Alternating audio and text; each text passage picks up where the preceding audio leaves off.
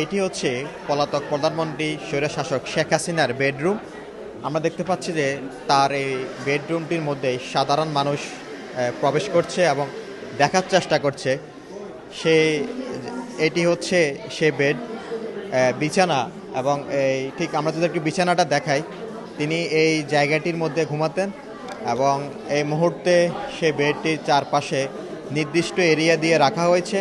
আর সাধারণ মানুষ যারা এই জুলাই গণঅভ্যুত্থান স্মৃতি জাদুঘরে যারা প্রবেশ করছে, তারা এই মুহূর্তে তার যে বিছানা এবং বেডরুমটি সেটি কিন্তু দেখছে এবং দাঁড়িয়ে দাঁড়িয়ে দেখছে। তবে তার বেডের মধ্যে, বিছানার মধ্যে, খাটের মধ্যে এখন এই মুহূর্তে রাখা হয়েছে যারা জুলাইয়ের আন্দোলনে যে ছাত্ররা শহীদ হয়েছেন সেই শহীদদের কাপড়গুলো, রক্তমাখা সে কাপড়গুলো এই মুহূর্তে এই জায়গাটির মধ্যে রাখা রয়েছে। আর একটি নির্দিষ্ট এরিয়া দিয়ে রাখা হয়েছে, এখানের মধ্যে কাউকে প্রবেশ করতে দেওয়া হচ্ছে না। এবং পুরো রুম জুড়ে তার যে জিনিসপত্রগুলো রয়েছে, আলমারি, এবং আমরা যদি একটু আলমারিটি দেখাই, আপনারা দেখতে পাচ্ছেন যে সে আলমারিটির মধ্যেও শহীদ পরিবারের যারা রয়েছে সেই শহীদদের ছবি এবং স্মৃতিগুলো এই মুহূর্তে আলমারিটির মধ্যে রাখা হয়েছে। পাশে আরেকটি আলমারি রয়েছে, সেই আলমারির মধ্যেও এভাবে জিনিসপত্রগুলো রাখা হয়েছে। আমরা দেখতে পাচ্ছি যে সাংবাদিক তাহের জামানের প্রিয় মায়ের ছবি সেটি রাখা হয়েছে এবং আরেকজন শহীদের ছবিও এই জায়গাটির মধ্যে, তাদের জামা কাপড়গুলো এই জায়গাটির মধ্যে রাখা হয়েছে। আমরা যদি আরেকটু দেখাই, পুরো রুম জুড়েই আমরা দেখতে পাচ্ছি যে সাধারণ মানুষ তার যে জিনিসপত্রগুলো রয়েছে, আলমারি রয়েছে, সেই আলমারিগুলোর মধ্যে জুলাইয়ের শহীদদের ছবিগুলো এই জায়গাটির মধ্যে রাখা হয়েছে। আমরা দেখতে পাচ্ছি যে ঠিক যদি সামনে একটু আগে এগিয়ে গিয়ে দেখাই আপনাদেরকে, জুলাইয়ের শহীদ আবু সাইদের সে জার্সি লেখা রয়েছে বেগম রোকেয়া ইউনিভার্সিটি, এবং শহীদ আবু সাইদের মা, পাশাপাশি ছবি আবু সাইদের বাবা, এবং তার পাশাপাশি দেখতে পাচ্ছেন যে মায়ের ছবি রাখা হয়েছে। এছাড়াও সেই বেগম রোকেয়া ইউনিভার্সিটি তিনি পড়াকালীন তার যে আইডি কার্ডটি, সেই আইডি কার্ডটিও আমরা দেখতে পাচ্ছি যে পাশে রাখা রয়েছে। আমরা যদি অন্য পাশগুলোতে নিচে দেখাই, সেখানেও কিন্তু অন্যান্য যে জুলাইয়ের যে ছাত্র যারা শহীদ হয়েছেন সেই শহীদদের ছবি এবং জামা কাপড়, তাদের শেষ যে পোশাকগুলো সেগুলো রাখা হয়েছে। পাশাপাশি যদি আরেকটু দেখাই, এখানে আমার পাশে রয়েছে শহীদ ওয়াসিমের ছবির পাশে জার্সি রয়েছে, এবং আমরা দেখতে পাচ্ছি যে তার পাসপোর্টটি ওই জায়গায় রাখা রয়েছে। ঠিক বলা যায় যে এই আলমারিটি এবং কাপড় রাখার শেখ হাসিনার যে জায়গাগুলো, সেই জায়গাগুলোতে এখন এই মুহূর্তে শহীদদের যে জামা কাপড়গুলো রয়েছে, তাদের যে শেষ স্মৃতিচিহ্নগুলো রয়েছে, সেই জিনিসপত্রগুলো, কাপড়গুলো কিন্তু এই মুহূর্তে এই জায়গাটির মধ্যে রাখা রয়েছে।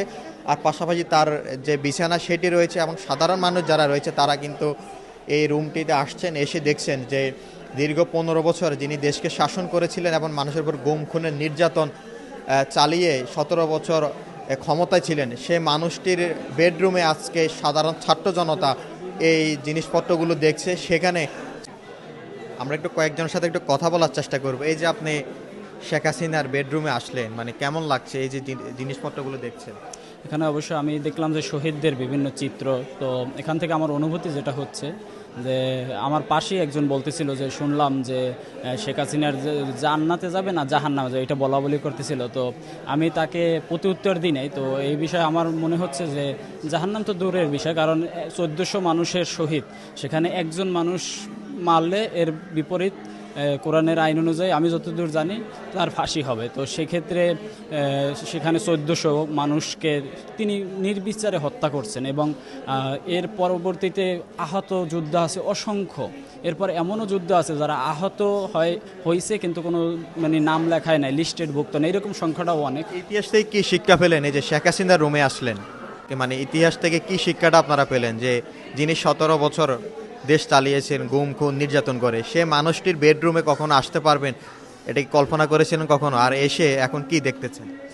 আসলে এখান থেকে আমি মনে করি রাজনৈতিক যে দল তাদের শিক্ষা নেওয়া উচিত, এবং আমাদের সকল মানুষকেই শিক্ষা নেওয়া উচিত যে কেউ যদি অবিচার করে তার শাস্তি অনিবার্য, সেটা আজ বা আগামীকাল। তো আমি বর্তমানে যা দেখতে পাচ্ছি বাংলাদেশে এখনও যা হচ্ছে, যে এই শিক্ষা থেকে হয়তো আমাদের বিভিন্ন রাজনৈতিক দল যারা আছে, আমি সবাইকেই বলছি, তারা কেউ এখন পর্যন্ত নিতে পারে না। আমরা দেখতে পাচ্ছি যে শেখ হাসিনার যে বিছানা রয়েছে ঠিক বিছানার পাশে দাঁড়িয়ে কিন্তু অনেকে কিন্তু এই বেডটি দেখছেন। আমরা যদি একটু দেখাই, অনেকে কিন্তু এই বিছানাটি দেখছেন, অনেকেই এবং ছবি তুলে নিচ্ছেন। এবং আমরা যদি আর একটু কথা বলি, একটু কথা বলি, এই যে শেখ হাসিনার রুমে প্রবেশ করলেন, আমি কল্পনা করতে পারিনি, কল্পনা করতে পারিনি, আজকে সেজন্য দেখতে আসলাম। তিনি যেভাবে আমাদের মানে যে জেনোসাইড বা হোমিসাইড করেছিল স্টুডেন্টের উপর, যে অত্যাচার করেছিল, এটা হওয়ারই কথা। আসলে যে কোনো সরকার আপনারা দেখেছেন যে শ্রীলঙ্কার বা নেপালে যে অত্যাচারিত হয়েছিল, সরকার পতন হয়েছে, সো বাংলাদেশেও এটা হয়েছিল আসলে। অ্যান্ড মানে আমরা স্টুডেন্টরা আমরাও মুভমেন্টে অংশগ্রহণ করেছিলাম, অ্যান্ড আমাদের কারণেই হচ্ছে আজকে আমরা স্বাধীন বাংলাদেশ দেখতে পাচ্ছি। তো অবশ্যই হচ্ছে যে অন্যায় করবে তার হচ্ছে পতন তো হবেই। তো এটা দেখে অবশ্যই আমি হচ্ছে আনন্দিত, এবং আমি জানতে চাই সবাইকে যেন এই একটা চিহ্ন একটা বই আনুক, অ্যান্ড হচ্ছে আমরা যেন আরও বাংলাদেশকে আরও এগিয়ে নিয়ে যেতে পারি, এটাই সবাইকে জানানো উচিত। এটা তো শেখ হাসিনার রুম, এবং এই রুমের মধ্যেই আবু সাইদ, ওয়াসিম, নাফিসাদের স্মৃতিস্মারকগুলো আছে। এই জিনিসটা আমার কাছে খুব তাৎপর্যপূর্ণ মনে হয়, কারণ এটা খালি একজন স্বৈরশাসকের রুমের চাইতেও এটা বড় বিষয় হচ্ছে যে এটা আমাদের যে 17 বছরের নিপীড়নের পরে যে সাধারণ মানুষের বিজয়, এটার একটা স্মারক। এই প্রসঙ্গে আমি বলতে চাই একটু, এইখানে আমি দেখতে পাচ্ছি যে আবু সাইদের জার্সি আছে, ওয়াসিমের জার্সি আছে, এবং এই লন্ডনে যখন আমি হেঁটে আসছি অনেক শহীদদের স্মারক হিসেবেই কিন্তু তাদের ক্রিকেটের ব্যাট, তাদের জার্সি, এই জিনিসগুলো ব্যবহার করা হয়েছিল। এবং এই বাচ্চাগুলো সবাই দেশকে যেমন ভালোবাসে তেমনি খেলাকেও ভালোবাসে। কিন্তু আফসোস হচ্ছে যে এইসব মানুষদের যে আবেগ খেলার প্রতি, ক্রিকেটের প্রতি, এইটার পুঁজি করেই দেখলাম যে আমাদের দেশের তথাকথিত যে সবচাইতে বড় অলরাউন্ডার বাংলাদেশের স্টার, সেই এখন ওই ফেসিবাদের এবং স্বৈরাচারদের পক্ষে দালালি করতেছে। তো এবং এই জিনিসগুলো যে এইসব সাধারণ মানুষের রক্তের উপর দিয়ে তাদের আবেগ বেঁচে যারা সেলিব্রিটি হয়, যারা বড় তারকা হয়, এরাই আবার এইসব রক্তের সাথে বেইমানি করে এরা স্বৈরাচারের পক্ষ নেয়। তো আমাদেরও মনে হয় এইগুলো নিয়ে ভাবার সুযোগ আছে। এখন আমাদের যেসব ক্রিকেটের নীতি নির্ধারকরা ওইসব এই স্বৈরাচারের দোসরদেরকে আবার এখানে পুনঃস্থাপন করতে চায়, খেলার সুযোগ দিতে চায়, তাদের মনে হয় ভেবে দেখা দরকার যে কাদের আবেগের উপর, কাদের রক্তের উপর ভিত্তি করে এরা তারকা বনে দেশের মানুষের উপরে আবার নতুন করে স্বৈরাচারদেরকে চাপিয়ে দিতে চায়। পলাতক প্রধানমন্ত্রী শেখ হাসিনার সেই রুমের মধ্যে রয়েছি, এবং এখানে আসা দর্শনার্থী সাধারণ মানুষ আসলে বলছেন যে এই রুমটি একটি ইতিহাসের শিক্ষা, এখান থেকে শিক্ষা নিতে হবে। যারা সামনে শাসক আসবেন এবং তাদের কিন্তু এই জায়গাটি থেকে শিক্ষা নিতে পারে যে কিভাবে দেশ পরিচালনা করবেন। যদি মানুষের উপরে দমন নিপীড়ন করে যদি রাষ্ট্র ক্ষমতা থাকতে চায়, তাহলে সবার পরিণতি কিন্তু হয়তো এই শেখ হাসিনার মতোই হবে।